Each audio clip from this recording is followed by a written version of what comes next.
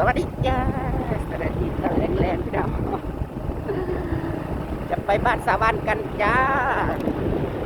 ก็มาก็เอาอันนี้สาวรรค์คนฝากเอาเครื่องไปให้พนำนะครับเพราะว่าที่ขนส่งอยู่บ้านเจสีคุณมารุ่นนะที่ขนส่งเป็นฝากลงฝากคลองลงมาในนี้เนาะจะเอาไปเพิ่มแล้วกันไปแวะเบิ้งงัวอยู่เพื่อนอัตติเลยพี่น้องไปเบิ้งมาว่าในหน้าใจกบมะลินี่มันตัวน้อยซะเหลือเกินก็ไปเบิ้งว่าอัตติ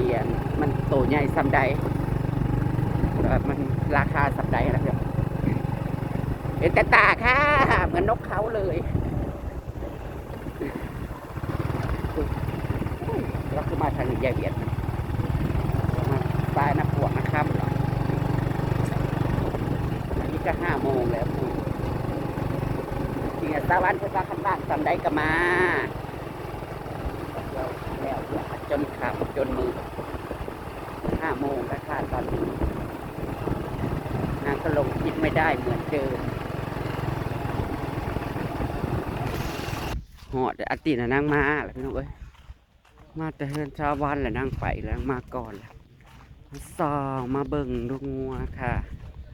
เพิ่นอยากขายเท่าใดสมนี้สมควรบ่ขันแพงกะบ่ไหวน้อยเนาะว่ามันใหญ่สำใดแต่สิบ่ทันได้เห็นคักๆเด้งัวแบบ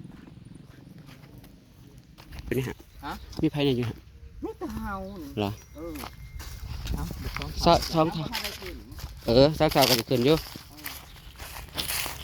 ไหนไปดูงัวค่ะดูเจ้าของวัวนะคะ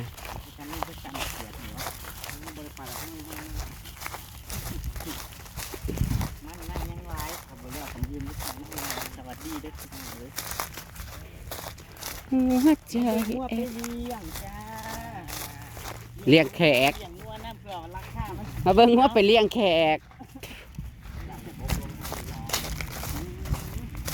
ฟาดเนี่ยคือบกลงจุดโกนแล้วนั่นนะ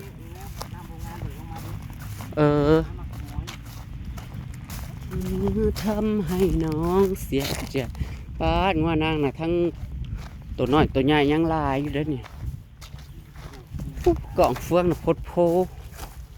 กล่องเฟืองนั่งน่ะพดโพปิตยากผ้าบักน้อยๆมาเลยคันคายรีสอร์ทเนาะ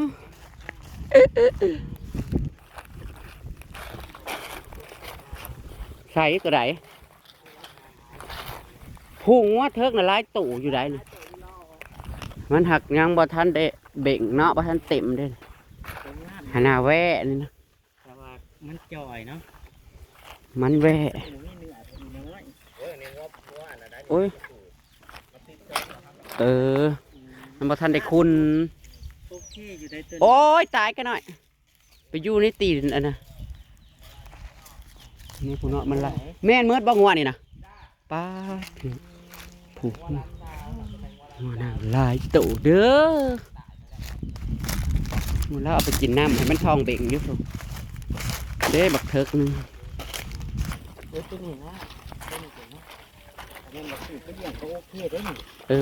หักมันหน้าแอแวะแพ้แวะปักแพ้แวะมันบ่ฮึกแพ้แวะกระบอกอิ๋วมันเถิกนอนอยู่โอ้ง่ายแล้วให้จนเป็นนอกละมอนี่มาเบิ้ง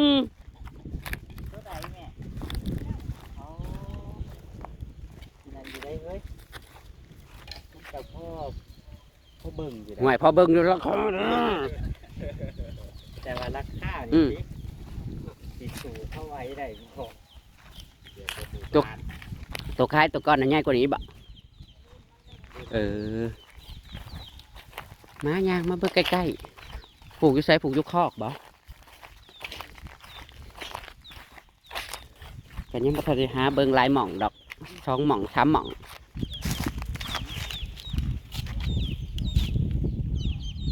งัวสี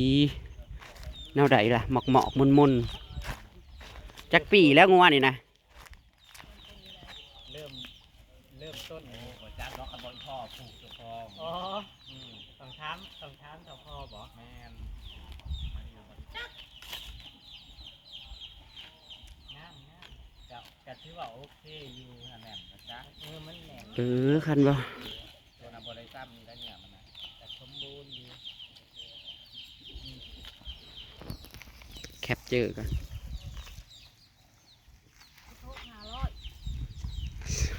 ยังมี500 บ่เจ้าเนาะ เดี๋ยวสิเอาเมื่อให้เฮ้ยคอยกระเบิ้งฮะว่าจักราคาคือกันละ ว่าจักราคาคือกันและนี่ครับ นักอยู่ได้เฮ้ย ที่พบ500เราเคยจ่าวนั่นนะต้องถามเราต้องถามหลายบอลเอาแต่ละชาติก็จังว่า อืม หลายบอลว่ากันนั่นนะ แต่อันนี้แล้วว่า16 500 บ้านนั้นกันบ่ได้ชำนาญยาเพิ่นว่า อืม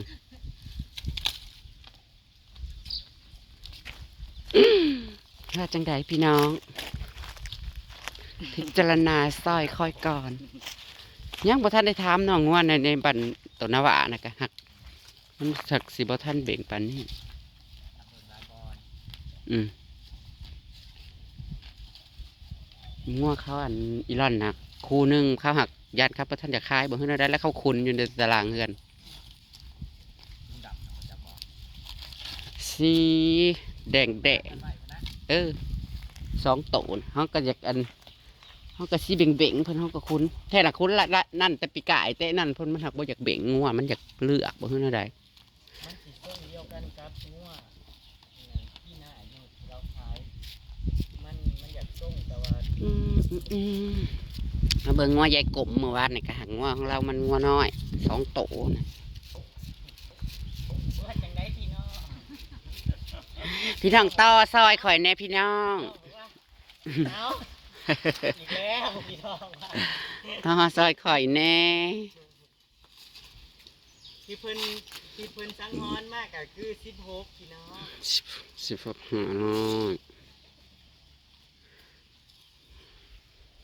ก็งามอยู่สำหรับเฮานั่นแต่ว่ากัดสูราคาอยู่ได้ล่ะ ทองมันด่างเนาะ ใช่พวกที่แล้ว คันว่าเลือกช่วงมันงัวเป็นราคานะ คิดว่าอีน้อยมันเป็นเจ้าของ คู่มือนี่งัวมันก็คือว่าแหละพี่น้องมันราคามันอ๋องัวลาอยู่ไหน สีดลายอยู่ อย่าว่าดังมันสิได้ยินทองมันด่างเนาะทองมันด่างอ้ายสีหมอกอ้ายสีหมูกโอ้ยเอาเบิ่งกับเบิ่งไว้สักก้อนพี่น้อง เบิ่งหลายหมองเพราะว่ามันก็ยังอีกเป็นเดือน มันยังอยู่เป็นเดือนพุ่นแหละ เบิ่งแล้วก็ตัดสินใจ จะเอาไปให้เขาเบิ่งน้ำอยู่ในเฮือนเบิ่งน้ำว่าโอสักเคไหม ว่ามัน บ่ได้นั่นแต่ว่าในพื้นท้องมันด่างเท่านั้นแหละเนาะด่างแต่ในท้องก็บ่เป็นหยังติเฮาบ่ได้ไปเฮ็ดอันนั้นเนาะเฮาบ่ได้ไปเฮ็ดงัวดอกงัวแดงเนาะ16 500พี่น้องว่าเป็นยังไงเดี๋ยวก็ 500แต่แถมต้องครับ ค่ะ แม่นว่าสิถ้าแม่นว่าตัดสินใจว่าอยู่ตัวนี้คักแล้วก็ต้องบอกกับพ่อใหม่อีกนะ ตอนละสิรุดอยู่ ตอนละสิรุดอยู่ เราสิลดให้อยู่ดอก โอเคแหละจ้ะไปเจียเอิดสวรรค์เดี๋ยวจังได้กับจังว่า จังว่าใหม่ อืม มาเบิ่งไว้ ขอบใจ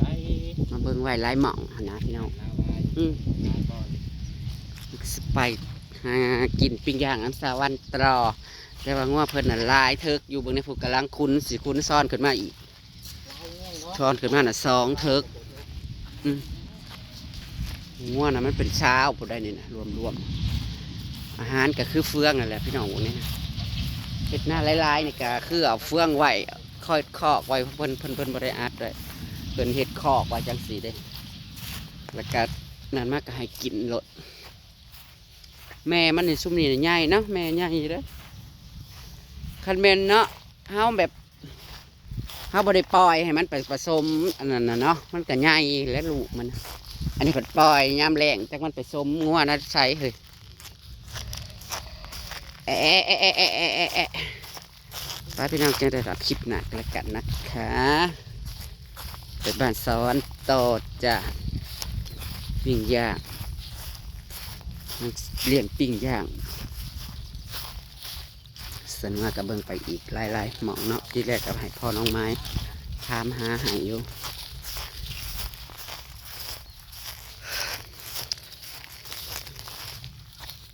เดี๋ยวฝากเป็นกำลังใจให้ในด้วยค่ะพี่น้องค่ะตามคลิปหน้าก็แล้วกันเนาะคลิปนี้ก็แล้วกันไปสำนีครับพี่น้องกับเบิ่งคำชมกันแล้วกันสวัสดีค่ะ